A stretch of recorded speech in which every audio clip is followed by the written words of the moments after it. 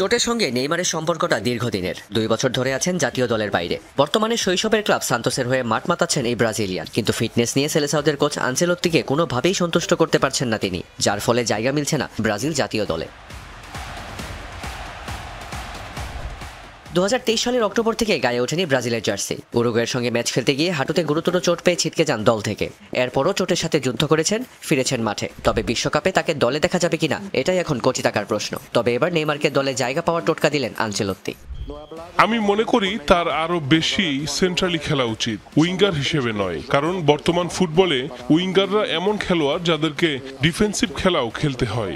যখন আপনি সেন্ট্রালি খেলবেন তখন সেই কাজটা কমে যাবে। সেনেগাল ও তিউনিসিয়ার বিপক্ষে সেই ম্যাচে স্কোয়াডে জায়গা হয়নি নেইমারের। চতুর্থবার তাকে ছাড়া দল ঘোষণা করেছেন আনচেলোত্তি। সেলেসাওদের প্রাণভোমরা নেইমার কখন দলে ফিরছেন? ব্রাজিল দলে যোগ দেওয়ার পর থেকেই নিয়মিত এই একটি প্রশ্নের মুখোমুখি হতে হয়েছে এই ইতালিয়ান মাস্টারমাইন্ডকে।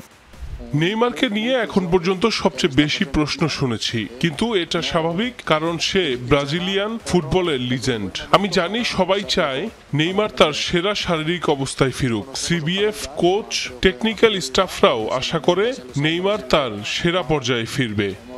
আনচেলোত্তির এই পরামর্শ নেইমার কতটা আমলে নেন এটাই এখন দেখার বিষয়। মার্চে রয়েছে সেলেসাওদের প্রীতি ম্যাচ। দলে ডাক পেতে যত দ্রুত সম্ভব শতভাগ ফিট হতে হবে সান্তোসের রাজপুত্রকে।